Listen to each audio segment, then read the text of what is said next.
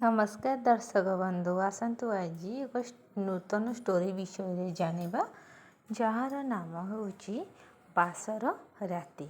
घर कथा भावुची चारु बापा माँ सान भाई को छाड़ी आज आउ एक दुनिया रे पर को आपणार करी गढ़िब निज दुनिया आउ एक संसार सबुदिन पाई पर होइजिबे आपणार निजर होइजिबे पर एई तो विधिर विधान। काली निज घरे गेल बसर बढ़ी चारु आज साजिची नववधू टिकिली बदल पिंधिची सिंदूर पादरे अलता हाथ शंखा सिंदूर ठिकणा नुआ परिचय नुआ आउ किछि समय परे तार इह काल पर कालर देवता सात जन्मर साथी चंदन थिबे साथी रे गोटे घरे जी दिन थिला अजुणा अशुणा आज से तार मथार सिंदूर आउ किछि समय परे तार सर्वस्व कुआरे जीवनर साईता संपत्ति को अख्तियार करने से स्वामी रूपी मनुष्य से होइजिबे तांकर ए देह मन यौवन रे लेखा हब तांकर ना। राति पड़ुला यह सहित चारुर मनर गति भी प्रखर हेउथिला।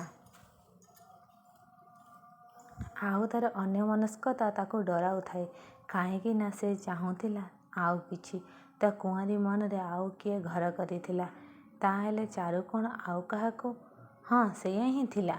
से मन देइथिला आउ जनकु जहाको से देखि नथिला कि ता विषय रे किछि जानि नथिला। सेही लोकर कविता पढ़ी से तार प्रेम रे पड़ी जाइथिला आ भल पाई बसिथिला से कवि को कविता पढ़ी अनेक चिठी देउथिला अकुआ भल पाइबा परस्पर को बांधिथिला आउ एक भिन्न सिहरण रे किंतु बापा को किछि कहि पारि नथिला। जुक्त 3 सरू सरू बापा बाहागर ठीक करदेले। साई पड़िशा कहले बढ़िला झील को आउ घरे न रखी जल्दी बाहा करी दियो जेतिकी पढ़िला सेतिकी हेउ।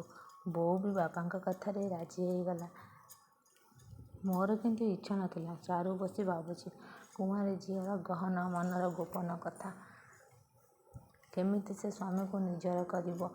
मनरे केबेठु घर करिछि जने अजଣା पुरुष जहाको एबे भी से भूली पारिनी। केमिति करिबा मिछ अभिनय चौठ दीप को साक्षी रखी केमिति मिछ कहब जे आजिकाली एमिति किए अछि जे मिछ कहूनी। कहा जीवन रे कुआरी बेले केउ पुओ आसेनी। बहुत कम झील थिबे काहाको विवाह पूर्व मन देई नथिबे। झील निजर प्रिय पुरुष को चाहे से कौन ताको पाइछि तेबे कौन अन्य को मैरेज करी मिछ कहूनी। विवाह करी भी अनेक अछंती निजर एक्स लवर को भी कंटिन्यू करि थांती। मोर किंतु पारिबेनी सेथिरे कि सार्थक जीवन और सत संपर्क केवल छलना आ गोटे कंप्रोमाइज मिछ संपर्क रे मिछ विश्वास रे गोटे सुंदर जीवार अभिप्राय मरी जाए। जीवन रे भूल हुए किंतु आउ एक दुनिया गढ़िला पर पछे दुनिया को भूलिबाकू हुए छाड़िबाकू हुए नुहे तो यही दुनिया रे गोड़ी रखिले जो अवस्था हुए से चारु बसी भावुची। आज स्वामी चंदन पचारती क्या भल पाई कि कौन उत्तर देवी जदि कहीदिए से खराब भी भाभी नेबे तो जेतिकी शुणी से बहुत भल शांत सरल आ पीयूसी अपा ए बाहागर ठीक करथिले। से तांका विषय रे सब भल कहूथिले भावुची कहीदेवी सब सत। पिलादिने प्रार्थना रे पढ़ी सत कही पछे मले मारिबे। हाँ सत कहले भगवान भी साहा हुअंती मिछ कहले मशाणी पलटि जाए विश्वास संपर्क। मु तो किसी भूल करिनी भल पाइबा तो खराब नहे। मनरे जेतेबेले प्रीतिर रंग लगे यौवन उपवन रे जेतेबेले बयसर फूल फुटे सेतेबेले मन खोजे साथी जार कथा चाली चलन स्नेह आदर मन को किणे से निजर लागंती।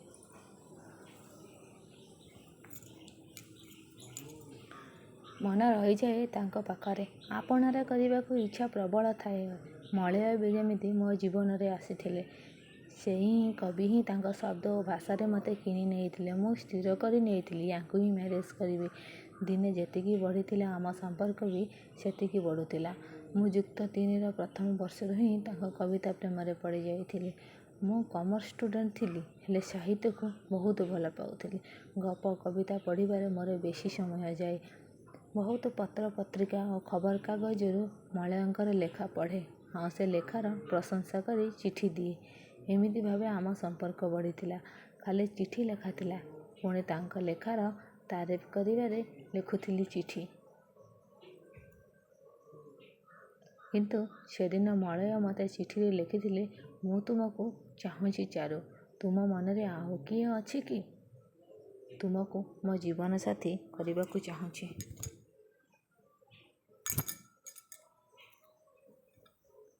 ତୁମକୁ ନ ଦେଖିଲେ ବି ମୁଁ ତୁମକୁ ମନ ଦେଇଛି। ମୁଁ କୌଣସି ରୂପର ଦାସ ନୁହେଁ। ମୋତେ ଓ ମୋ ସୃଜନଶୀଳତାକୁ ଭଲ ପାଉଥିବା ଜୀବନସାଥୀ ଦରକାର ମୋର, ଯାହା ତୁମଠାରେ ଦେଖିବାକୁ ପାଇଛି। ଏପଟେ ବାପାଙ୍କ କଥା ବି ଭାବୁଥିଲି। ସେ ମୋତେ ବହୁତ ଭଲ ପାଆନ୍ତି। ସବୁ ଇଚ୍ଛା ମୋର ପୂରଣ କରିଛନ୍ତି। ଗୋଟିଏ ବୋଲି ଝିଅ। ବୋଉ ବି ମୋର ସବୁ କଥାରେ ରାଜି ହୋଇଛି। ଯାହା ଚାହିଁଛି ତାହା କରିବାକୁ ଦେଇଛି। କ'ଣ କରିବି ଭାବି ପାରୁନଥିଲି। ନା ଏପଟେ ମଳୟଙ୍କୁ ଦୂରେଇ ପାରିବି ନା ପରିବାରକୁ।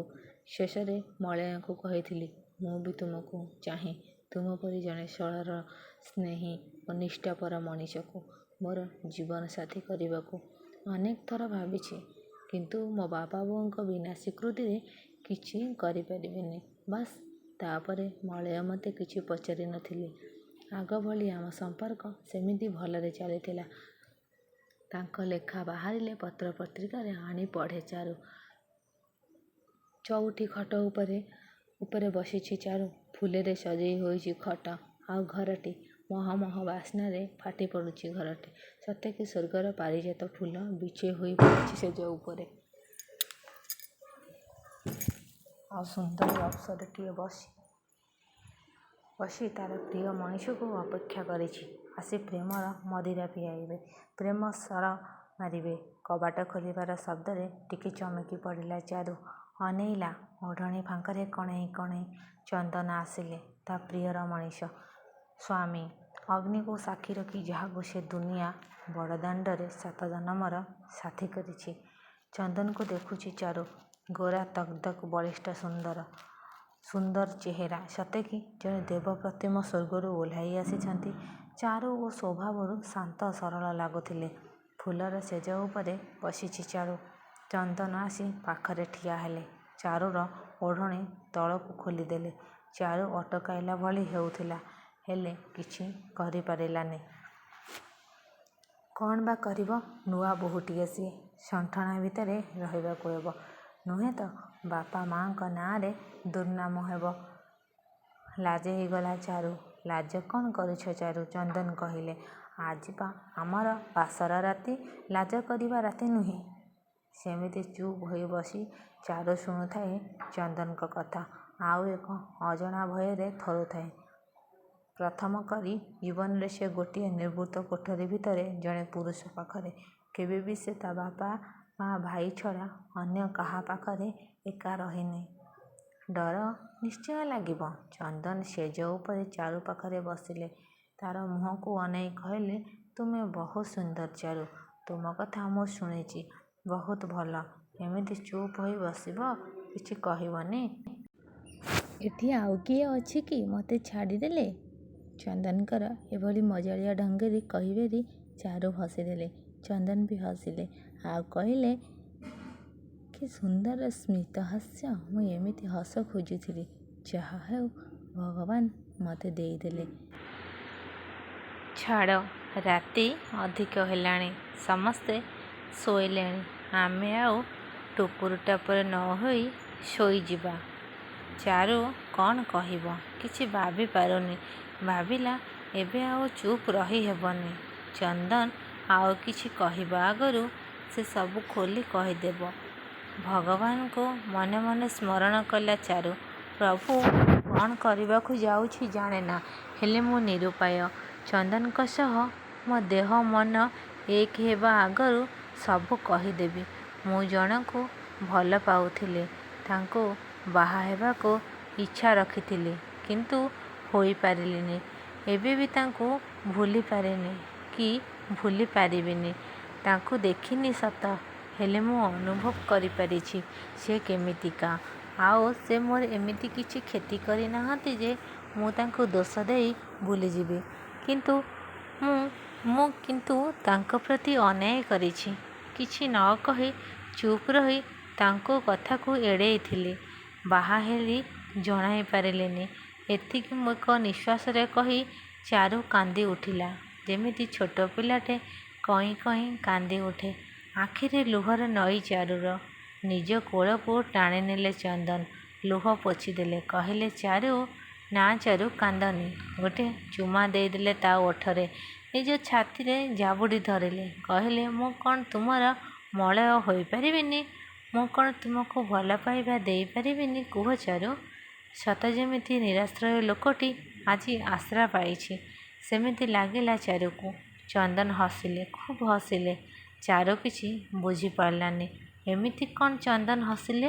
ମୋ କଥାରେ ସେମିତି କ'ଣ ପ୍ରତିକ୍ରିୟା କଲେ? ଚନ୍ଦନ କହିଲେ, ଚାରୁ, ତୁମର ସେହି କବି ପ୍ରେମିକ ମୁଁ ମଳୟ, ଯାହାକୁ ତୁମେ ଭଲ ପାଉଥିଲ। ଚାରୁ ଚମକି ପଡ଼ିଲା। ଚନ୍ଦନଙ୍କର ମୁହଁକୁ ଚାହିଁଲା। ସତେ ତ, ଆପଣ କେମିତି ଜାଣିଲେ ତାଙ୍କ ନାଁ ମଳୟ? ମୁଁ ତ ତାଙ୍କ ନାଁ କହିନି। ଚାରୁ ଯେମିତି ଏକ ଖୋଜିଲା ଜିନିଷ ପାଇଲା ଭଳି ମନେକଲା। ଆଖିରେ ଆଶ୍ଚର୍ଯ୍ୟର ସଙ୍କେତ। ଓଠରେ ଭାଷା ଧୀର ହୋଇଗଲା। କ'ଣ କହୁଛନ୍ତି ଆପଣ? ମଳୟ ଆପଣ? ଚନ୍ଦନକୁ ଚାହିଁଲା। ଆତ୍ମବିଭୋର ହୋଇଗଲା। ଦୁଃଖ ଗ୍ଳାନିରେ ଭାଙ୍ଗି ପଡ଼ିଥିବା ମନଟି ଉଲ୍ଲସିତ ହୋଇ ଉଠିଲା। ହଁ ଚାରୁ, ମୁଁ ତୁମ ମଳୟ। ମନେ ପଡ଼ୁଛି, ଯେତେବେଳେ ତୁମେ ମୋ ଚିଠିର ଉତ୍ତରରେ କହିଲ ତୁମ ବାପା ମା'ଙ୍କ ଇଚ୍ଛାରେ ବାହା ହେବ, ତାଙ୍କୁ ଦୁଃଖ ଦେବନି। ମୁଁ ସେହି ଦିନଠୁ ତୁମ ଇଚ୍ଛାକୁ ସ୍ୱୀକୃତି ଦେବା ପାଇଁ ଲାଗିପଡ଼ିଲି। ତୁମ ପାଇଁ ରାତି ଦିନ ଏକ କରିଦେଲି। ଆଉ ତା'ପରେ ତୁମ ସମ୍ପର୍କୀୟଙ୍କ ସହ କଥା ହେଲି। ଏକଥା ତୁମକୁ ଏକ ସରପ୍ରାଇଜ୍ ଦେବାକୁ ଥିଲା। ଚାରୁ ଖୁସିରେ ଚନ୍ଦନକୁ କୁଣ୍ଢେଇ ପକେଇଲା। ଆଉ କ'ଣ କହିବ? ଆଖିରେ ଖୁସିର ଲୋତକ। ଓଠରେ ଅନେକ ଦିନରୁ ବରଫ ଭଳି ଜମାଟ ବାନ୍ଧିଥିବା ପ୍ରୀତିର ଭାଷା ତରଳୁଥିଲା। ନିଜର ପ୍ରିୟ ମଣିଷକୁ ଫେରି ପାଇଲେ କେତେ ଯେ ଶାନ୍ତି ପାଏ ପ୍ରାଣ ସ୍ପନ୍ଦନ, ତାହା ଅନୁଭବ କରୁଥିଲା ଚାରୁ। ଆଜିର ଏତେ ଖୁସି ବୋଧେ ସେ କେବେ ପାଇନଥିଲା। ଆଜି ଜୀବନରେ ପ୍ରଥମେ ଅନୁଭବ କରୁଛି। ଚନ୍ଦନ କହିଲା, କୁହ, ମୁଁ ତୁମର ପସନ୍ଦ ତ? ମୁଁ କିନ୍ତୁ ତୁମକୁ ପାଇ ବହୁତ ଖୁସି। ଆଉ ମୋ ଚଏସ୍ ବି ପୂରା ଠିକ୍। ଚାରୁ କହିଲା, ଥାଉ, ଆଉ କିଛି କୁହନି। ଆଉ ମୋତେ ଏତେ କଷ୍ଟ ଦେଲ। ଗେହ୍ଲେଇ ପରି କହିଲା ଚାରୁ। ନହେଲେ ତୁମକୁ ଏମିତି ସରପ୍ରାଇଜ୍ କେମିତି ଦେଇଥାନ୍ତି ଯେ? ଏମିତି କହି ଚନ୍ଦନ ଚାରୁକୁ ନିଜ ବାହୁଯୁଗଳରେ ବାନ୍ଧି ଦେଇ କହିଲେ, ଚାରୁ, ଏ ବାସର ରାତି ବାସି ହେବା ଆଗରୁ ଆସ ଆମେ ଟିକେ ହଜିଯିବା ପ୍ରୀତି ରାଇଜରେ। ଅନେକ ଦିନର ଅପେକ୍ଷାକୁ ଟିକେ କରିଦେବା ଶାନ୍ତ। ଚାରୁ ହସି ଉଠିଲେ ଆଉ ଚନ୍ଦନକୁ କହିଲେ, ଦୁଷ୍ଟ। ଚନ୍ଦନ ଆହୁରି ନିବିଡ଼ ଭାବେ ଚାରୁକୁ ଭିଡ଼ି ଧରି ଶେଯ ଉପରେ ଲୋଟି ପଡ଼ିଲେ। ଆଉ ସେତିକିବେଳେ ଆପେ ଆପେ ଲିଭିଗଲା ଅନେକ ବେଳୁ ଜଳୁଥିବା ବାସର ଦୀପଟି।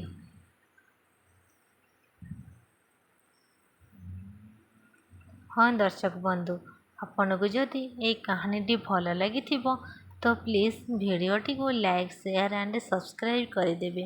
ତଳେ ଥିବା ବେଲ୍ ଆଇକନ୍କୁ କ୍ଲିକ୍ କରିଦେବେ, ଯେପରି ନୂଆ ନୂଆ ଏମିତି କାହାଣୀ ଆପଣମାନଙ୍କ ପାଖରେ ପହଞ୍ଚି ପାରିବ। ରହିଲି, ଜୟ ଜଗନ୍ନାଥ।